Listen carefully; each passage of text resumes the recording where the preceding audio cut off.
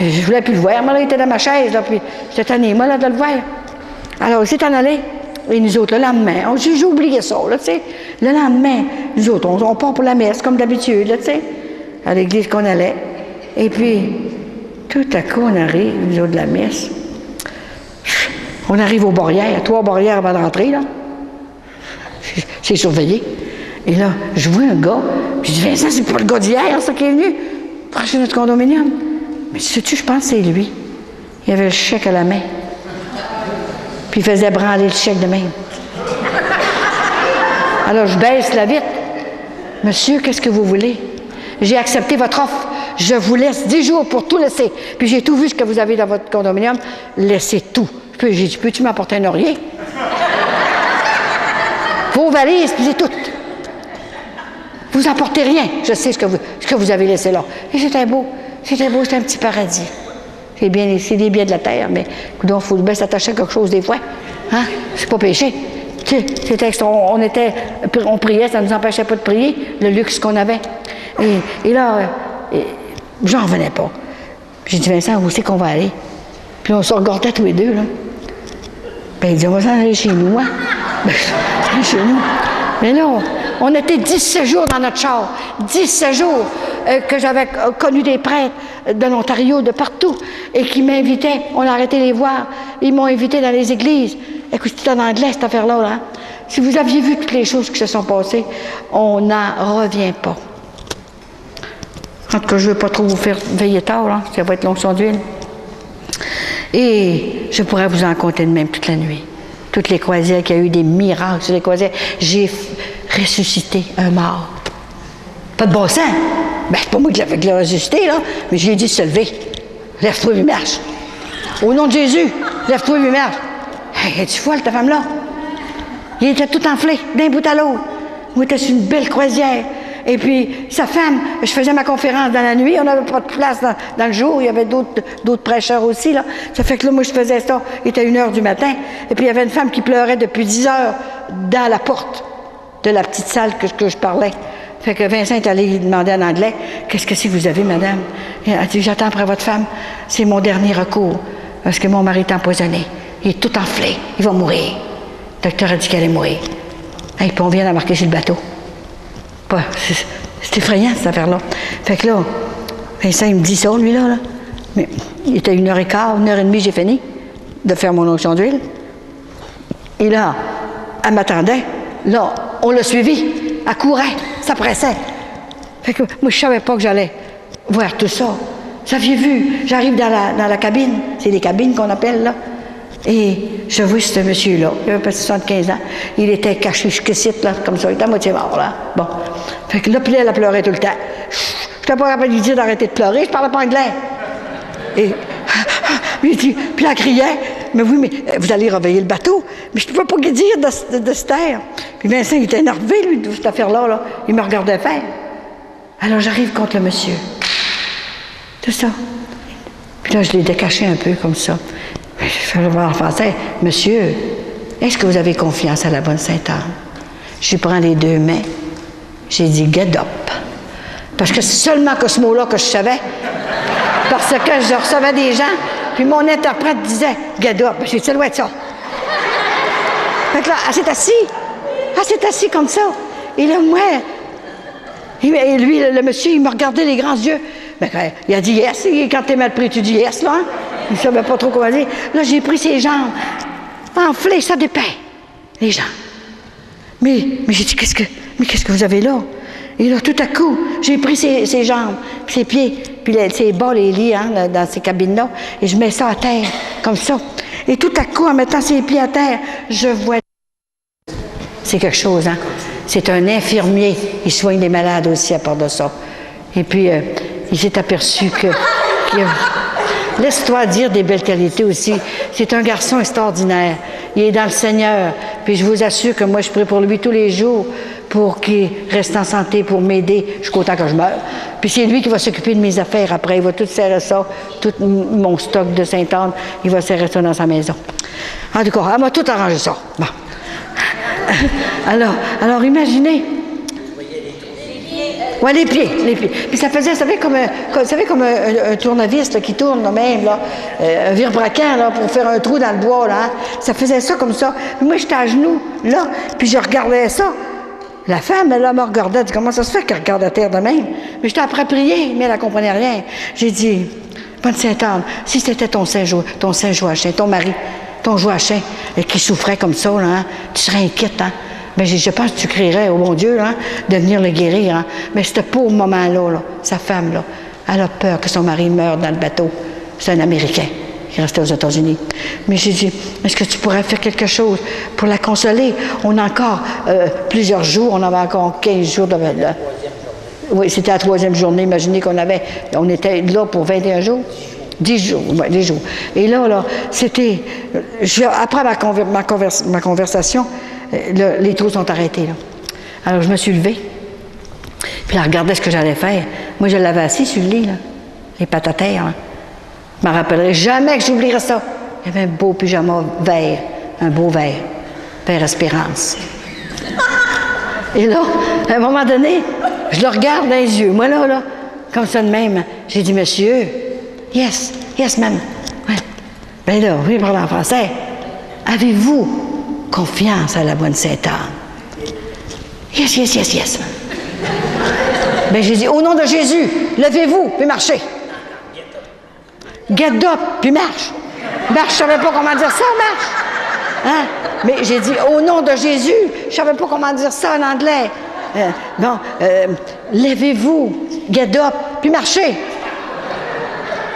Fait que là, il se lève, tout désenflé d'un coup sec. Vincent était là, m'a désiré. Et Vincent, il s'est assommé après le mur. Il n'avait jamais vu ça de sa vie. Là, il dit, Colette, je suis pas fou, là, je l'ai vu de mes yeux. Hein? Et là, il se met à tourner comme ça, à marcher bord en bord de sa cabine, comme ça, tout désenflé, très, très bien. Puis la femme, elle criait. Puis comment lui dire? Ben, j'ai fait ça, là, pour qu'elle se ferme. Je savais pas comment dire ça en anglais. Ferme-toi, tu sais. Parce qu'elle dit, tu vas tout réveiller le bateau. What? Qu'est-ce que je disais? Je ne savais pas ce que je disais. Je ne pas l'anglais. J'ai pas eu le temps de parler de l'anglais. Hein? Et là, elle était tellement énervée, là. Elle se promenait comme ça dans la cabine aller-retour. Oh. Alors, moi, j'ai dit, Vincent, viens-t'en. Bon, j'ai fait ce que j'avais à faire. Fait qu'on s'en vient. Et là, tout à coup, là, j'arrive dans ma cabine, un pont plus bas. Et là, Vincent dit, Colette, il dit, écoute, là, je suis pas fou, là. J'ai tout vu ça, moi, là. Qu'est-ce que t'as fait? Comment t'as fait pour faire ça? Ben, j'ai dit se lever au nom de Jésus. Mais il dit, Colette, moi, je dirais ça, là, puis il grouillerait pas. Ben, c'est la mission. Ça, c'est la mission qui a fait faire ça. Hein. Oh, c'était extraordinaire. Si tu avais vu ça, en tout cas, j'en revenais pas. Moi, je dis, je ne dormirai pas de la nuit, là. Mais comme j'ai 2 pharmaciens, bien, là, il m'en reste un, là, 2 pharmaciens, alors ils me donnent des médicaments avant de partir, tout ce que j'ai besoin, hein, tout ça. Je m'en sers jamais, là. Alors, imagine-toi que, là, j'ai dit, Vincent, va donner une petite pilule pour dormir. OK, là, ça va te calmer, tu vas dormir. Alors, il s'est couché, une petite pilule. Oh, il dit, ça, je dors pas. Il dit, Colette, j'ai jamais vu ça, des affaires de main. T'as pas fini d'en voir. Ça va être comme ça toute notre vie, tant qu'on sera ensemble. As-tu compris, là? Ouais. Fait qu'il s'est couché. Fait que moi, je monte au 2e étage, là, du lit, là en haut. Puis je me couche. Moi, d'abord, quand je dors 3 heures, je suis correct. Alors, je dis, j'ai dormi mon 3 heures. Mais, il dit, dors-tu, Vincent? Ben, j'ai pas dormi encore. Ah, tu vas t'endormir, alors, inquiète pas. Moi, d'abord, quand je dors 3 heures, je suis correct. Alors, le lendemain, jusqu'à coup, je me réveille. Il était plus dans le lit. Mon Dieu, qui est allé. On devait prendre un autobus, puis aller à l'église à Honduras. J'ai reçu l'évêque chez moi, l'année passée. Honduras, l'église Saint-Pierre, que je parlais en français, c'était traduit en anglais et en espagnol. Ah, comment je vais faire? On embarquait dans un autobus jaune. Il était 7 heures, puis il fallait déjeuner avant de partir. Puis lui, il était rendu, il ne m'avait pas réveillé. Et là, je me suis levée à course, là. Et là, tout à coup, je suis arrivée dans la salle à manger, il achevait de manger, les autres là. Et tout à coup, en arrivant dans la salle à manger, le couple qui s'est levé, là, hein, ils m'ont vu arriver. Un beau sport jacket turquoise. Et puis, la femme était là. Ils se lèvent debout, toutes les deux, puis ils viennent me tout faire. Thank you. Merci. Ben, j'ai dit, puis là, il commence à me parler. Ben, je comprenais rien. J'ai dit, je comprends rien. Allez le dire au prêtre, OK? Allez le dire au prêtre. Ils sont partis. Il y avait 7 prêtres là. Alors, les prêtres n'ont pas eu le temps de parler. C'est eux autres qui ont fait la chose.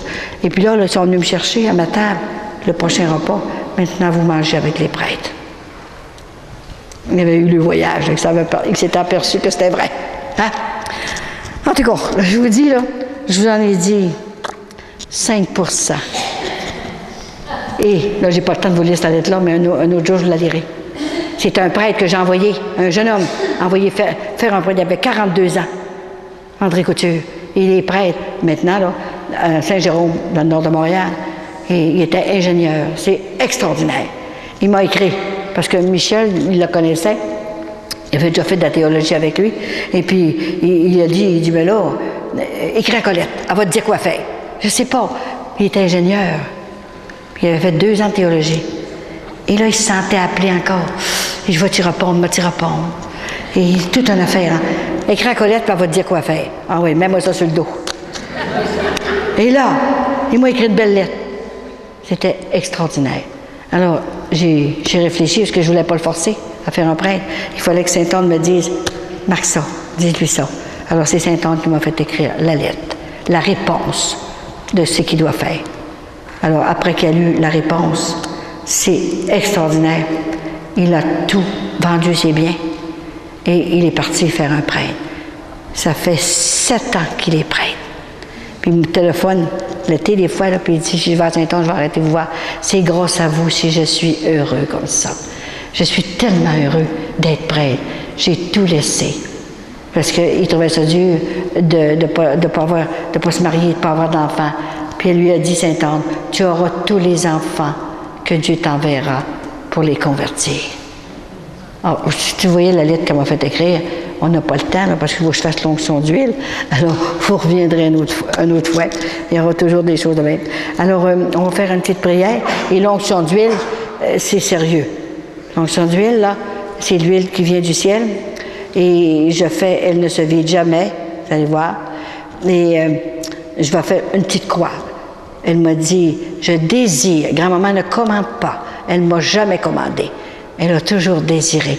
Je désire que tu fasses une petite croix sur chaque petit enfant. Pour elle, on est ses petits-enfants qui se présenteront devant toi. Et moi, je vais faire le reste.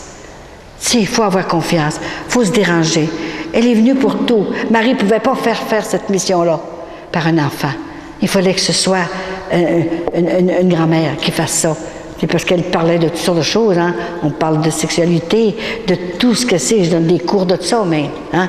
Et ça, c'est sûr que ça va toujours. C'est toujours inspiré. Il n'y a rien d'écrit. C'est inspiré. Alors, on pense que nous autres à Québec, qu'on n'a pas besoin des choses de même. Mais on a besoin plus que jamais des personnes qui sont choisies par le ciel. C'est pas moi que je me suis choisie, là. Mais qui sont préparés longtemps d'avance par la souffrance. J'ai pas eu ça gratuitement. C'est par la souffrance que j'ai eu ça. Et j'ai dit mon oui d'amour jusqu'au temps que le ciel me le demandera, jusqu'au temps que grand-maman Sainte-Anne me le demandera.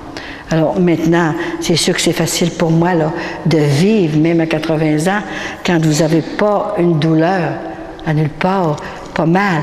Et il y a 5 ans, le démon était tellement fâché contre moi parce que je lui enlevais des âmes parce que je disais.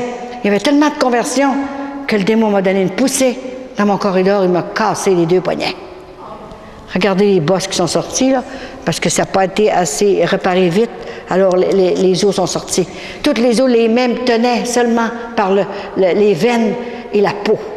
Les mains tournées à l'envers de même. C'était terrible. Les 2 poignets.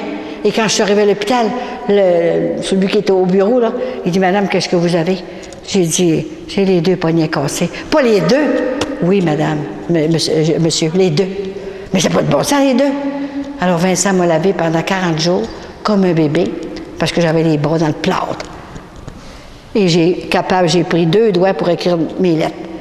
J'en ai écrit 30 lettres, 1 lettre par jour, comme ça de même. Alors ça me faisait faire des exercices malgré moi. Hein. Et voyez-vous, je n'ai pas eu du tout. J'ai parti 10 jours après, j'ai parti avec mes valises pour aller à Fatima, pour aller donner une retraite là à Fatima, dans 3 églises. J'ai pogné mes valises comme ça. Plus rien. J'ai même pas eu comment on appelle ça, les exercices, là. Oui, de la physiothérapie. J'ai dit au docteur, est-ce que j'ai besoin de la physiothérapie? Ben, faites ce que je vais vous dire, là. Puis il m'a fait tourner les bras, tout et sang, les mains, tout ça, là. J'ai jamais eu d'arthrite dans ça. Alors, si ça vient pas du ciel, ça vient tout de même pas de l'enfer. Il faut que ça vienne du ciel.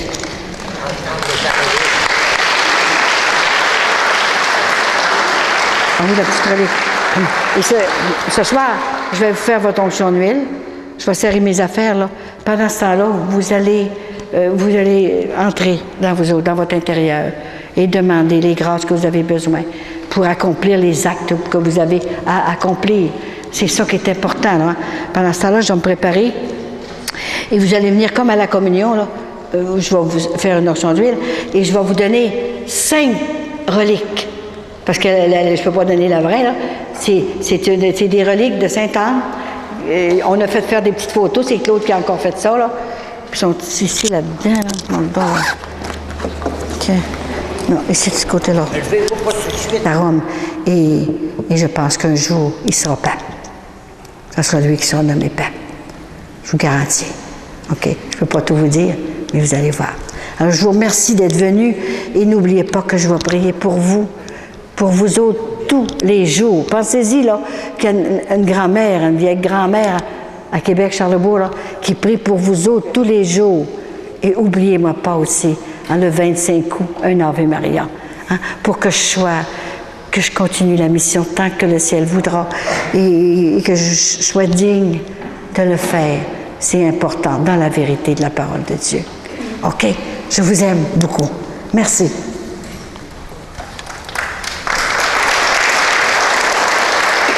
Parce qu'il y a beaucoup de gens qui le disaient.